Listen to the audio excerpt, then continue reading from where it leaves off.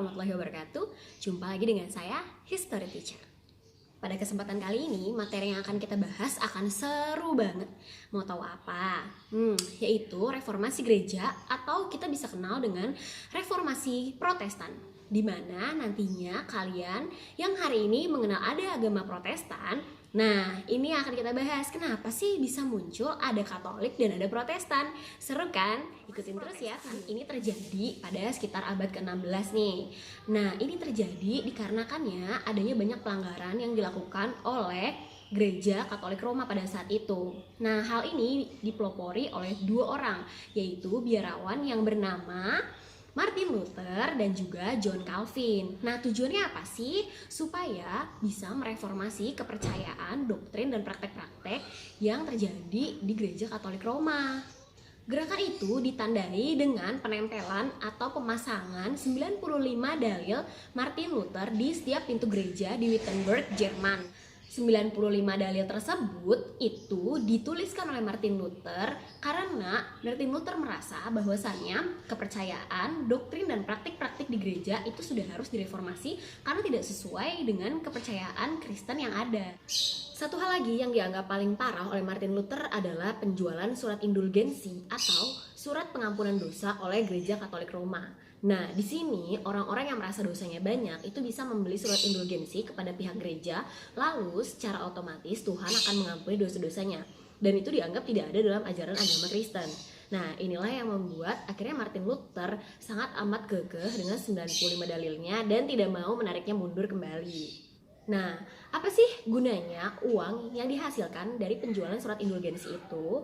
Ternyata pihak Gereja Katolik Roma sendiri itu sengaja untuk memperjualbelikan surat indulgensi untuk kemudian hasilnya digunakan untuk membangun gereja Santa Basilika. Selanjutnya pada 25 Mei 1521, Raja Charles V ini membuat Edict of Worms di mana isinya adalah kutukan terhadap ajarannya Martin Luther dan larangan bagi siapapun orang untuk mengikuti ajarannya Martin Luther. Kalau mereka tetap ikut ajaran Martin Luther, maka yang terjadi adalah pengejaran dan pembakaran hidup-hidup kepada orang yang mengikuti ajarannya Martin Luther. Akhirnya, di sini Pangeran Frederick III itu berupaya menculik Martin Luther dan membawa Martin Luther ke kastilnya di Wittenberg untuk menyelamatkannya.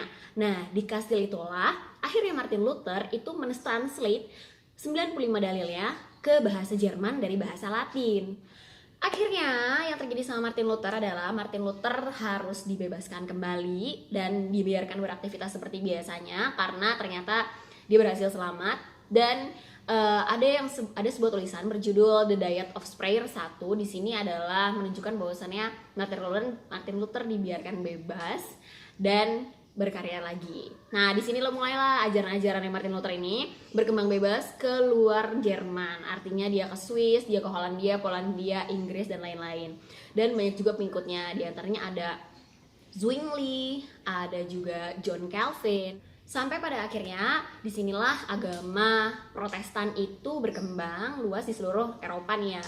Dan di sini yang paling terkenal adalah gereja di Inggris, namanya adalah gereja Anglikan. Nah, walaupun akhirnya Katolik Roma kemudian berpisah dengan Protestan, nah di sini kemudian muncullah juga perbedaan-perbedaan paham di dalam tubuhnya Protestan sendiri. Ya maklum lah ya, namanya suatu organisasi, sebuah agama yang banyak sekali orang-orang pemikir di dalamnya, itu pasti banyak perbedaan-perbedaan sedikit, tapi tidak membuat mereka itu melupakan inti dari agama Kristen ini sendiri gitu loh. Nah jadi banyak perbedaan ini kemudian muncul kayak banyak aliran-aliran Protestan yang kemudian sampai saat ini pun walaupun berbeda-beda tetap saja di dalam satu agama Protestan yang kuat gitu. Walaupun tadi kita udah bahas kalau misalkan terjadi banyak pemikiran di dalam aliran Protestan, yang pasti yang lebih beda adalah ketika banyak sekali dari Katolik yang kemudian ditolak oleh Protestan atau perbedaannya. Nah, di sini perbedaan yang paling unggul itu adalah ketika Protestan itu tidak mengakui adanya kepemimpinan dari Paus. Jadi di Protestan itu nggak ada yang namanya Paus. Jadi kalau kita kenal Paus nih, mereka itu hanya ada di agama Katolik. Lalu mereka juga menolak indulgensi atau pengampunan dosa. Jadi di agama Protestan itu tidak ada yang namanya pengampunan dosa atau surat indulgensi nih kayak tadi. Nah itu nggak ada. Lalu mereka juga memudahkan sakramen. Kalau di agama Katolik itu ada 7 sakramen. Sakramen itu adalah upacara suci ya. Ada 7 sakramennya, kayak ada upacara kematian, diantaranya pernikahan, kelahiran, pembaptisan dan lain-lain.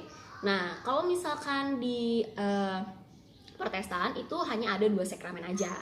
Nah, mereka juga menolak adanya purgatori. Nah, purgatori ini adalah, oke lah gampangnya nih bahasanya adalah purgatori ini adalah neraka. Jadi nggak ada neraka ya di Protestan itu ya. Kalau di Katolik itu maka jiwa-jiwa yang belum bersih itu mereka untuk mencapai Eden atau surga itu mereka akan mampir dulu nih ke yang namanya purgatory atau neraka atau api pencucian dosa. Selanjutnya mereka juga menolak adanya biara-biara atau biarawati kayak gitu yang kita lihat ya. Biasanya kita pernah lihat lah kalau ada suster-suster, nah itu hanya di agama Katolik. Lalu mereka juga menolak adanya hubungan jalinan pernikahan antara, biasanya orang-orang gereja Katolik itu tidak menikah ya, kayak biarawannya itu tidak menikah dan itu ditolak di agama Protestan. Nah, yang terakhir itu mereka juga menolak adanya bangunan pendarma atau penggambaran dari Bunda Maria, Yesus Kristus sendiri dan juga dari Roh Kudus. Nah, jadi kalau misalkan kita sangat bisa melihat itu di arsitektur gerejanya. Biasanya kalau di gereja Katolik itu sering banget ditemuin patung-patung Bunda Maria, Yesus. Tapi kalau misalkan di gereja Protestan itu jarang atau bahkan tidak ditemukan patung-patung dari simbolik Bunda Maria atau Yesus Kristus itu sendiri. Nah, melainkan hanya simbol-simbol dari salib, seperti itu perbedaannya. Selanjutnya kita akan bahas tentang keyakinan umat Protestan sendiri. Yang pertama adalah Sola Gratia, di mana Sola Gratia itu adalah meyakinkan bahwasannya yang namanya surga itu adalah anugerah dari Tuhan. Jadi manusia itu nggak bisa untuk menyelamatkan diri mereka sendiri.